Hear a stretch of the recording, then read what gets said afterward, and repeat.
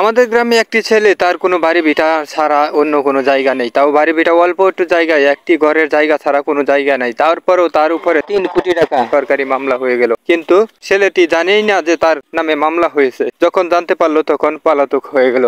না পালিয়েই কি করবে, এই বিষয়টা দেখার পর সবাই হাস্যকর হয়ে গেল। সবাই হাসতে হাসতে আবার দুঃখও পেল, কি করে 3 কোটি টাকার মামলায় পড়লো। আসলে আমরা নিজেরা সবাই অবাক হয়ে গেলাম, যার বাড়ি ভিটা নেই, যার জায়গা নেই থাকার কোনো, 3 কোটি টাকার মামলা কিভাবে দেওয়া হইলো। আসলে কি জানেন, এটা একটা চক্রের মধ্যে পড়ে গেল। মনে হয় কোনো কারণবশত যে জায়গায় কাজে গিয়েছিল সেই জায়গায় তাকে ফাঁসানো হয়েছে, সেটা ও বুঝতে পারেনি। তাই যাই হোক, যেভাবে হোক সেটা তো হয়েছে। আমরা সত্য ঘটনা শুনছি। এখন তার ছবিটা হয়তো আমরা দিতে পারতেছি না, তার বাড়িঘরটা দেখাতে যতটুকু পারতেছি ততটুকু দেখালাম। আর এই যে তার বাড়িঘর, এরকম অবস্থা, এই অবস্থার মধ্যে কেউ কি বিশ্বাস করবে সে 3 কোটি টাকা নিয়ে পুলিশ তদন্ত করতে এসে তারাই অবাক হয়ে গেল যে এই লোকে কিভাবে 300 কোটি টাকা নিল, যে কোনো চক্রের মধ্যে পড়ে গেল। আসলে সত্য এই ঘটনাটা। তো বাকি অংশ আপনাদেরকে দেখাবো, যতটুকু পারলাম ততটুকু দেখালাম। পাশে থাকবেন, শেয়ার করে দিবেন যাতে ওনার উপকার হয়।